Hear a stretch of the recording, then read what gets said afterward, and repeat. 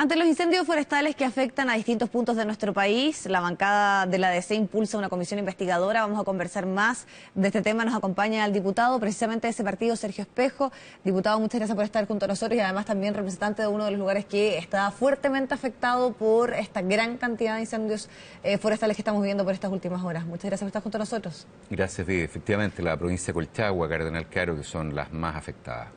Diputado, partamos por las últimas informaciones recientes que hablan de las posibles responsabilidades detrás de estos hechos. Se ha planteado que puede existir responsabilidades de empresas eléctricas que no cumplen con algo que se les exige por ley, que es que no exista ningún tipo de pastizales o una situación de basura que afecte los lugares donde están los tendidos y que pueda provocar algún tipo de foco de incendio. ¿Qué le parece a usted y qué informaciones tiene respecto a las responsabilidades de quiénes o qué podría haber pasado en estos incendios forestales?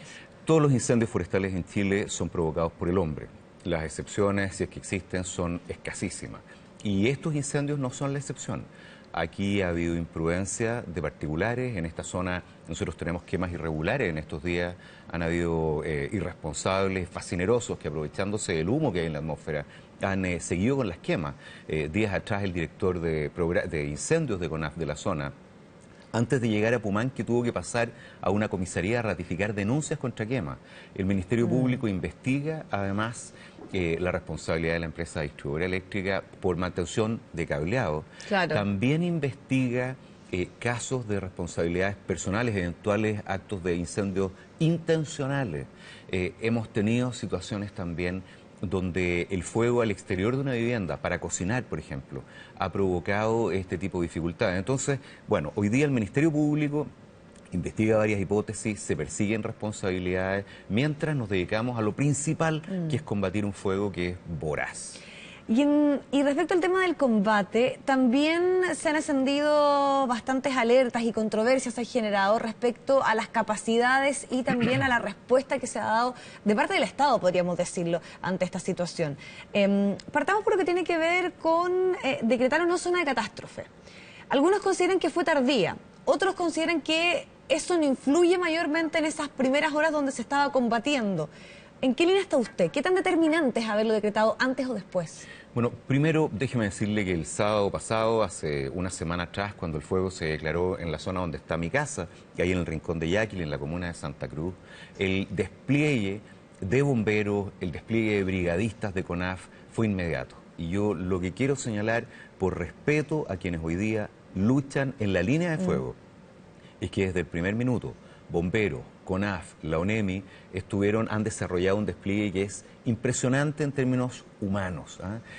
Al mismo día siguiente, el domingo, una semana atrás, el Centro de Operaciones Puma de CONAF, de alta tecnología, estaba instalado en el lugar intentando controlar esta situación. Ahora, la pregunta que se nos ha suscitado los días después, los días siguientes, tiene que ver con la forma de enfrentar incendios de una magnitud como las que tenemos hoy día, que no son magnitudes que hayamos registrado en el pasado. Nuestra institucionalidad de lucha contra el fuego ha tenido enormes avances en incorporación de material aéreo, en incorporación de equipos tecnológicos, en entrenamiento, tengo yo la impresión también de personal, pero está preparada para un tipo de incendios que es distinto del que enfrentamos hoy día. Con condiciones además, Viviana, que no se nos han presentado antes, de temperatura, de humedad en el ambiente y de viento. Estos días hemos tenido el viento que rola, que cambia de dirección 6-7 veces en el día. Como dicen los brigadistas, definen un frente de ataque hacia el fuego y luego cambia el viento y se enciende la cola. Entonces es muy difícil trabajar así. Para enfrentar un fuego de estas condiciones, que probablemente en California, en Australia, donde se producen, uno ve la cantidad enorme de casas y de terrenos que se queman, nadie está preparado. Pero nuestra institucionalidad de lucha contra el fuego debiera estar en mejores condiciones que lo que está hoy día. Cuando termine el combate contra el fuego, que ojalá ocurra lo más luego posible, vamos a tener que definir cómo es la capacidad de fuego que necesitamos y adaptarnos a ella, porque no podemos enfrentar otra temporada en estas condiciones. Diputado, y en esa línea, por ejemplo, se ha hablado que se le quiere solicitar la renuncia al director de CONAF porque el momento que él va a la Cámara de Diputados a hablar del tema presupuesto, en lo que tiene relación con las platas que se deben manejar para todo el trabajo que hace CONAF, señaló que era suficiente. Entonces la pregunta es, ¿hay ahí algún tipo de negligencia o de error o finalmente es que esto sobrepasó toda capacidad de poder calcular y saber lo que estaba por venir? Viviana, mire, yo en esto hoy día asumo la posición que he visto en el comandante regional de bomberos de mi región, que ha estado en terreno todo el tiempo, en los alcaldes con los que hemos estado en cada punto, en ocasiones incluso combatiendo directamente el fuego con los vecinos. Y este no es el momento para una polémica sobre renuncias, porque lo que estamos haciendo en el terreno es luchar contra el fuego, y uno necesita que el mando que está establecido pueda hacer su pega. La zona de catástrofe tiene un rol muy significativo en eso, porque permite que la coordinación de todas las fuerzas de combate esté bajo un mando, en este caso, el general Juan Núñez, que ayer a las 8 de la mañana en Rancagua ya realizó una reunión de constitución, estaba el ministro de Agricultura, estaban todos los servicios, tuve la oportunidad de participar y llegó el viernes en la noche a Pumanque. Ya, pero ¿usted considera que fue el momento adecuado donde se decreta la zona de catástrofe? Vamos a tener que verlo. Yo estuve el miércoles pasado en La Moneda solicitándole al ministro del Interior, al subsecretario del Interior, una intervención masiva del Ejecutivo, del Estado, para poder derrotar el fuego. Me hubiera gustado, todos quisiéramos, los vecinos, todos quisiéramos haber visto una reacción más pronta, pero estamos en este momento en la lucha contra el fuego. ¿Y pronta en ese sentido con esta excepción constitucional o respecto a otras capacidades de combatir el fuego? Nosotros necesitamos para fuegos como este capacidades distintas a las que tenemos. Las capacidades que hoy día tenemos, que son superiores a las del pasado, son para incendios de otras magnitudes. ¿Y ahí tenía injerencia decretar el estado de excepción? No lo sé, con toda franqueza no lo sé. Déjeme plantearlo así.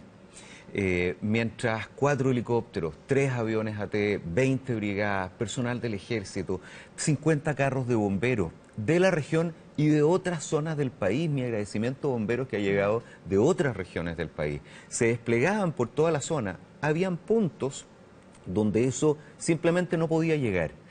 San Pedro de Alcántara, Paredones, Lolol, zonas Ranguilí, zonas donde mientras se producía el combate en otros lados simplemente no había capacidad. Entonces la pregunta, Viviana, y el drama que hemos enfrentado en estos días, la dificultad, es con los recursos disponibles no da para un fuego de estas magnitudes. Ahora, respecto a ese aspecto, que es bien fundamental y que también nos trae nuevamente al debate lo ocurrido, por ejemplo, en Valparaíso, donde hace algunas semanas estuvimos hablando de la situación difícil. Claro, hay una zona netamente poblada, pero nuevamente están los mismos errores de lo que ya había ocurrido años atrás.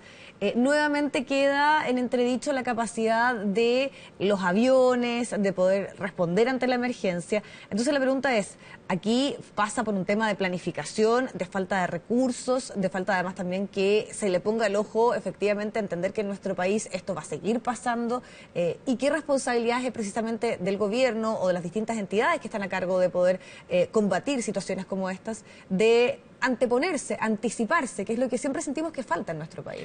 Mire, para anticiparse, lo primero que hay que decir es que en esto estamos completamente a mitad de camino.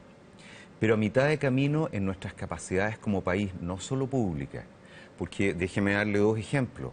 Lo que hemos visto en estos días es muchas viviendas en cuyo entorno las malezas, el pasto, son muy altos.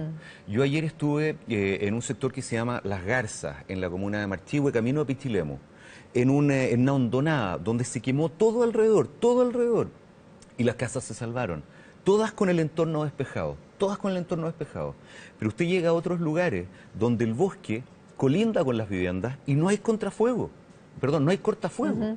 O sea, eso es inaceptable desde el punto de vista de la responsabilidad de los vecinos y de las autoridades locales. Déjeme darle otro ejemplo. En una zona forestal, ¿cuál es el rol de las empresas forestales?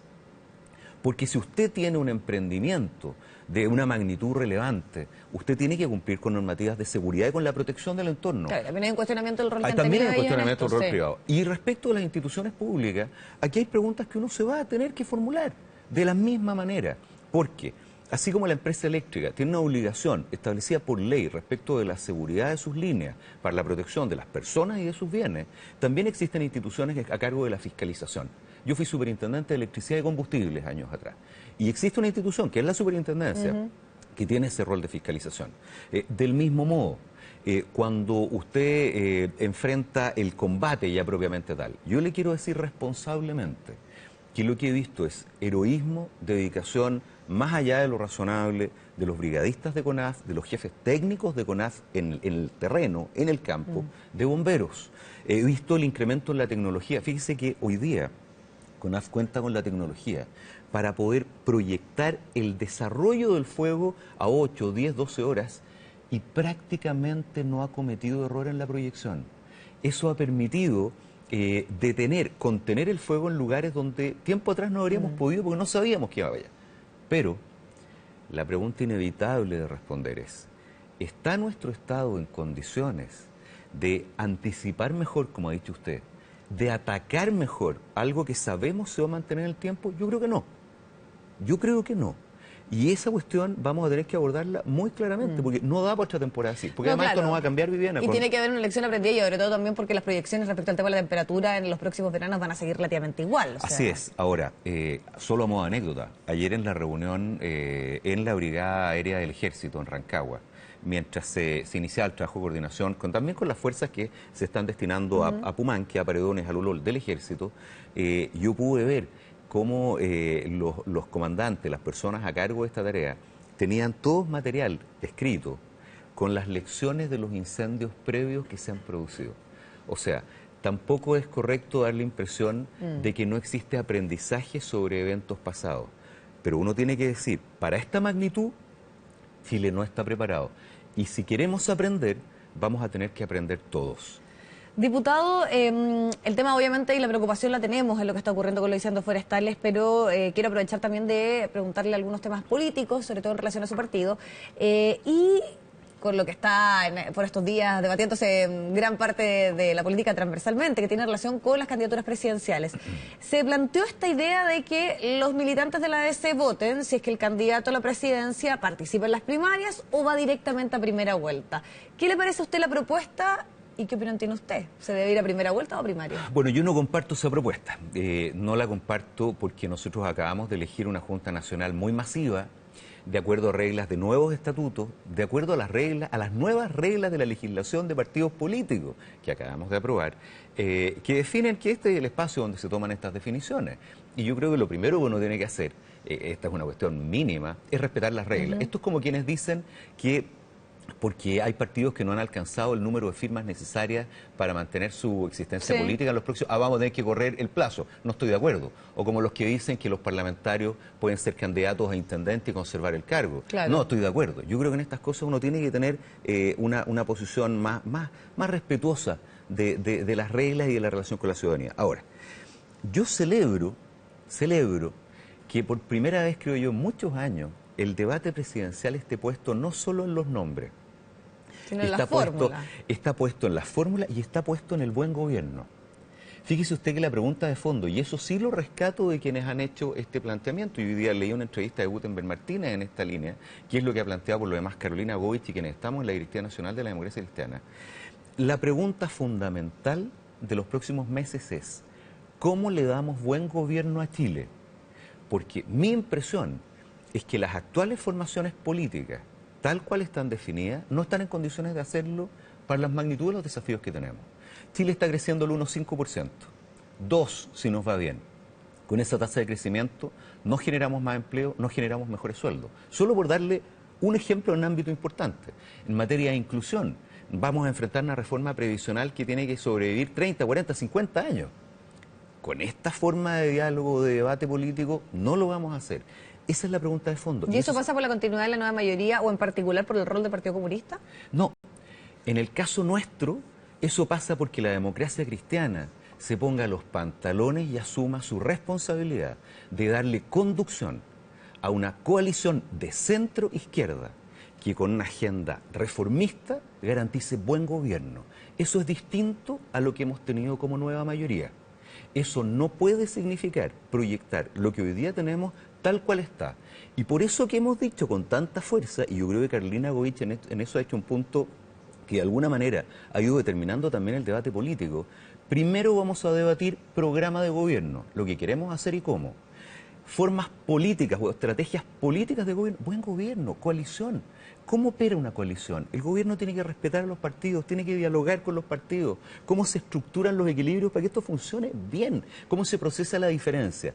Y luego de eso, la definición del candidato con aquellos con quienes estemos de acuerdo. Yo no descarto las primarias si tenemos acuerdo político y programático. Pero si no lo hay, su primera convicción vuelta. es que el candidato de la DC debe participar de las primarias de la nueva mayoría o debe ir a primera vuelta.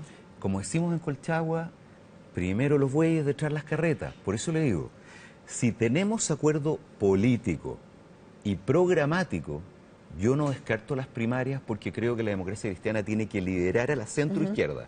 Si no existe ese acuerdo, no hay ninguna razón para no competir en primera vuelta. Perfecto, diputado, muchas gracias por acompañarnos. Gracias a ustedes.